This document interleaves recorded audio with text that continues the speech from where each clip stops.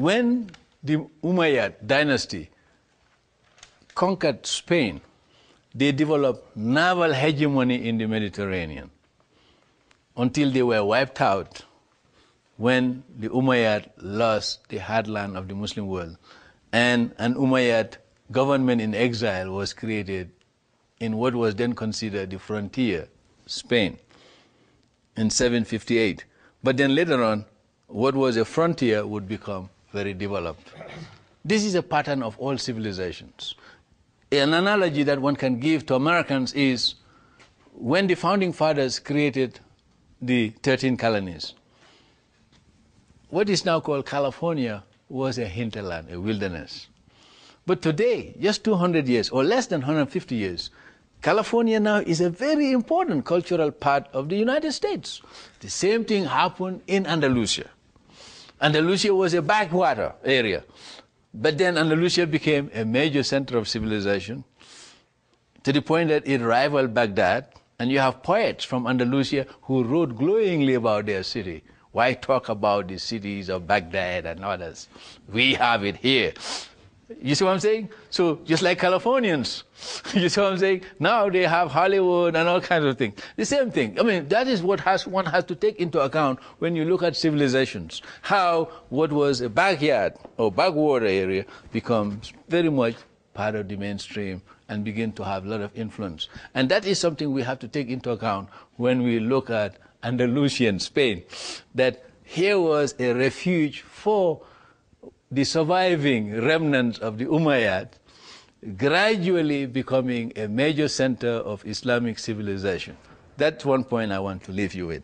Second point I want to leave you with when we talk about Muslim Andalusia is the fact that in Andalusia, the Muslims were now able to create a showcase in the southern tip of Europe, a showcase which would impress many of the Europeans to the point that, as I said earlier, European kings and nobilities used to come to Andalusian Spain for medical treatment because they were very advanced in the use of herbs, in surgery, and in pharmacopoeia.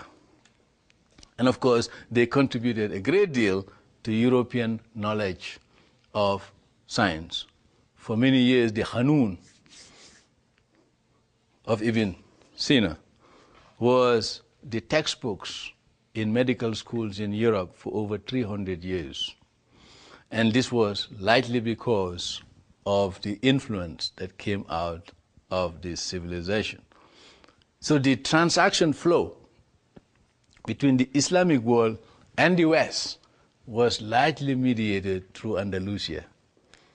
And of course, the poetry and the literary tradition of the West was very much influenced by some of the writings of these people from that part of the world. If you read some of the scholars like Gilson and others who have written about the Arab Muslim influence in Western intellectual thought, you will see ample evidence to show this. You read Ada Bosman and others, they'll give you a lot of evidence to prove this in terms of the transaction flow and the influence from the Muslim world by way of Spain to the rest of Europe. And of course, the legacy of this civilization to the West is most evident in many of the words that are now part of the vocabulary in English, in Spanish, in Italian, and all the others. Now, of course, as a backlash, the Spaniards would like to wipe out, just like the Chinese today, if they get hold of Hong Kong and Singapore, they would like to Sinanize these parts of the world after they have been anglicized for several centuries. The same thing happened in Spain, to the point that many of the Muslims and the Jews were kicked out after Granada fell. Once Ferdinand and Isabel came to power, there was a purge, and the Inquisition led to the exodus of many of these people. Many of them, of course, went underground. In the case of the Muslims, they play taqiyya, known to the Shiites. You know, you don't reveal your true identity. And of course, the Jews the Moranos, they call them in the literature, also play taqiyya in terms of hiding their names and their identity, to the point that they change their names. You find many of the Muslims who would change their names, and you find remnants of that. The Jews who found themselves in this kind of situation, your name is Levi, so you will hide your name and you call yourself Ben Levi Days. So, I mean, you have Spanish who still have that name, Ben Levi Days.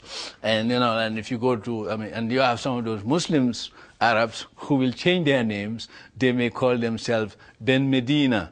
You see, like to keep Medina as a code name to show their Muslim names, or Gonzalez.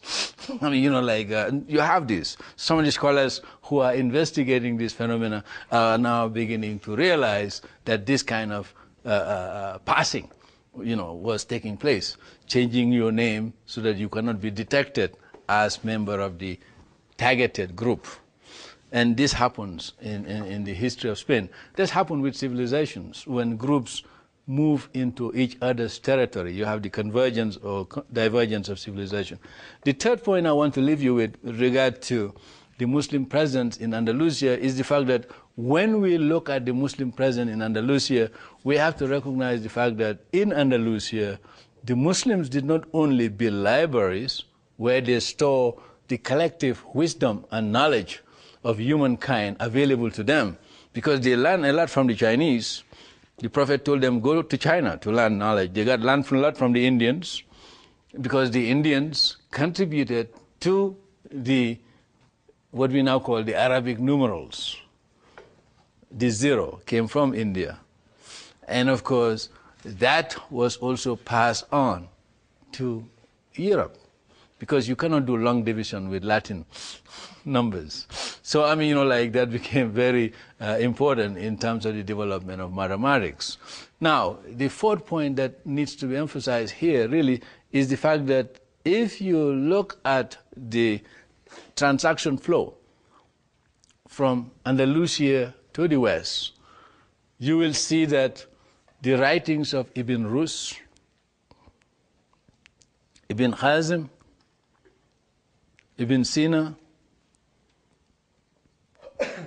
and many others impacted in the understanding of Aristotle and Plato, in the understanding of medicine, in the understanding of chemistry, alchemy, and in the understanding of geometry, to the point that in the English language we have words like chemistry coming from the Muslim world by way of Spain. We have words like logarithm from al-Khawarizmi, you see, and many other words that one can identify in the English language. And of course, scholars have documented all this.